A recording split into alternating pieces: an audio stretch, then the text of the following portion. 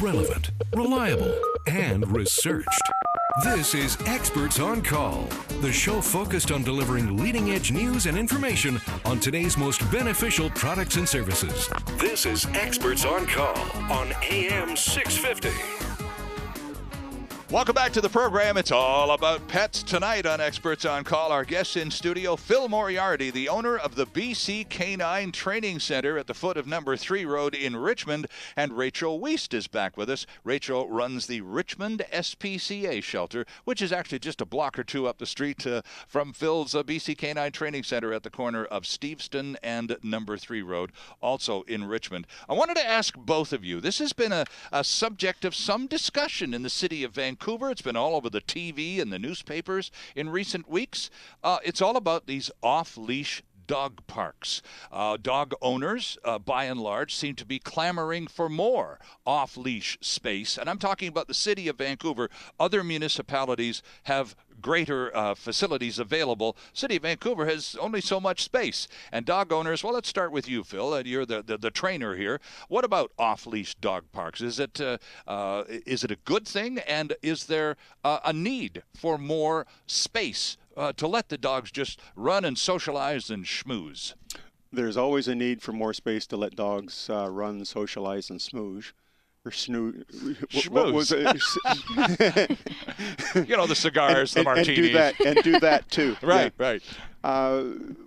But you know, that's the upside. The downside is that you know, it's a great place for dogs who are confident and have learned to socialize. Right. It's not necessarily a good place for dogs who are fearful and haven't been properly socialized. So, I mean, we get a lot of people coming to us that will only put their dogs in daycare or boarding now to get activity with other dogs. Right. Because they've had a bad experience at a park. Their dog's been bit or other aggressive dogs are really, you know, in their mind, they're aggressive dogs, but they're maybe just a dog that's exuberant and sure. Doesn't know its own size. True. Is playing with a little dog, and so the perception of the small dog owner was that, oh, my dog is being brutalized or something. Mm-hmm. So there's a lot of perception and education that has to go around. A lot of times people aren't very, how shall I say, not very courteous with their dogs. Their whole life is around their dog, which is pretty much normal. Understandable. Yeah. So they see things from their dog's perspective, but they don't see it necessarily from other dog owners' perspective. Right. So the upside is if you're a frequent visitor to the dog parks and you've got a well-socialized dog, you're probably doing wonderfully. But isn't it, Phil, isn't that the reason some people take their dogs to dog parks to begin the socialization?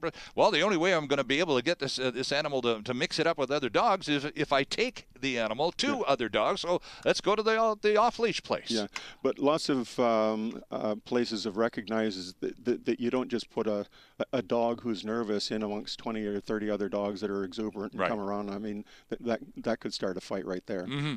Or make the dog more fearful because it doesn't know how to interact. Some places will have gradual socialization rather than just sort of throwing him off the dock into the deep end of the pool kind of thing. First day out, you want a gradual socialization. Sure, right? And a lot of people don't know that you should do that. Right. Okay. All they know is that, well, there's a dog park. I guess that's a good place to go, so I'm going to take my dog. Oh, no, he doesn't want to go outside the house. Right. But there are other places where you can have sort of an introductory zone. You know, where you might be able to have double fenced where you can take them in and let them enjoy a couple of dogs and get used to it, and then gradually you can feed them into the rest of the into the pack. Now, Rachel's got just smiling and nodding and relating like crazy to a lot of Phil's examples here. What do you think? What's your take on these off-leash parks? I mean, I completely agree. I don't think an off-leash park is for every dog or every owner. Okay. People really need to understand that their dog might not be best suited to be off-leash with 20 other dogs. It's just not what they like. It's not what they prefer. I don't like being around a crowd of like 50 people. It's just not for me, so I kind of stray away from that area. Sure. They really need to understand, too, that other dogs might not be as well behaved as theirs, so they need to realize that when your dog is running at another one, you know, the other dog might not like that so much. It might not read it very well because your dog's just going in full tilt. Right. So I agree. Getting them used to it a little bit at a time, finding dog parks that, are fenced in so your dog can get used to running around and working on their recall too first, so that when they do eventually go to an actual off-leash dog park, they will come back to you when you call them. That's huge. You need to have that recall in place first. Ah, that's so true. And you can burn the dog. If it's the first experience is going to be a lasting experience for the dog, right. And you don't want to burn it for not forever, because there are ways of reintroducing the dogs. But if you're inexperienced and you take a dog to a dog park and it's never been to one before, you could set it off on the wrong track, and now it's going to stay away from all dogs. Then you wonder why, okay, now I'm just going to take it for walks on a leash. Right. Every time it sees a dog, it's fearful. And you're fearful because that's why you're not taking it to the dog park anymore. So you're sending a signal down to the leash, down the leash to the dog that, oh, something might be happening here, and the dog's reading that. Yeah, you're right, something is happening here, and I'm going to run behind you.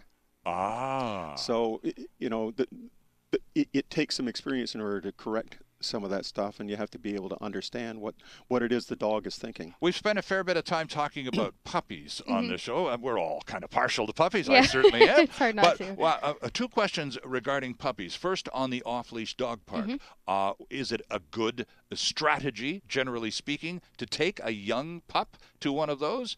And if not, Phil, the second question sort of flows out of that, and I've asked you this a dozen times before, but it's important. At what age does one begin the formal training of a puppy? So first things, the pup at the off-leash park. Rachel?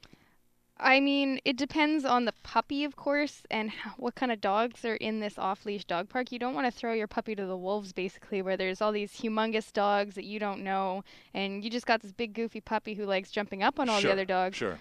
Most dogs don't like puppies jumping on their face. Most dogs are pretty tolerant of puppies, but not all are. So me personally, I probably wouldn't throw them into the off-leash dog park right away. I'd probably wait till they had maybe their shots and vaccines ready and all done, just in case that another dog is carrying something. Sure, yeah. It's pretty common. Good point.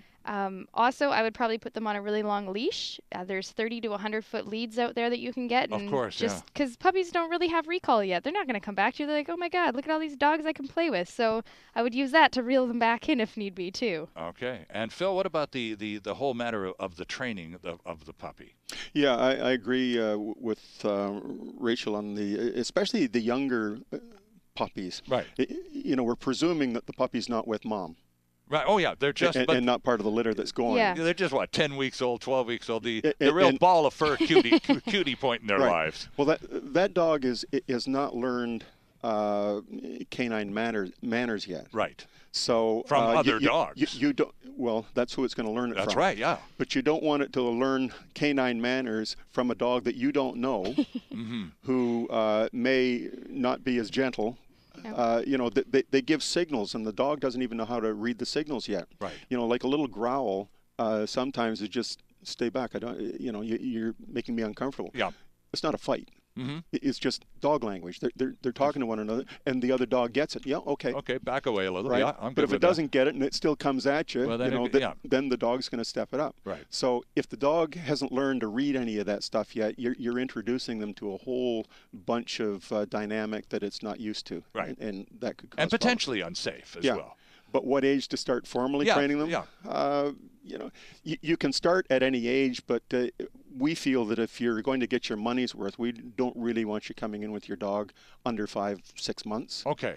Because it's still got its puppy brain, it's still got a lot of learning to do, and sometimes the learning can be stress, and you don't want the dog to be stressed any more than you have to.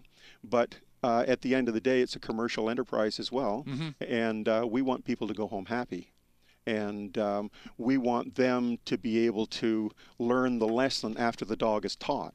And they're going to have a much better time being with a little more mature dog that's learned its lesson and reading the signals than it would be trying to get puppy to do all those things that you've just spent some money on. Right. So we prefer around 6 months. Interesting stuff. Let's take a quick break here, and we'll be back with our final segment with our two guests, Phil Moriarty, the owner of the BC Canine Training Center, online at bccanine.com. And also with us in studio again is Rachel Wiest from the Richmond SPCA today. And her favorite website today is bcpetsearch.com. Yep. Back with more after this. Delivering relevant and beneficial consumer information. This is Experts on Call. And there's more still ahead on AM 650.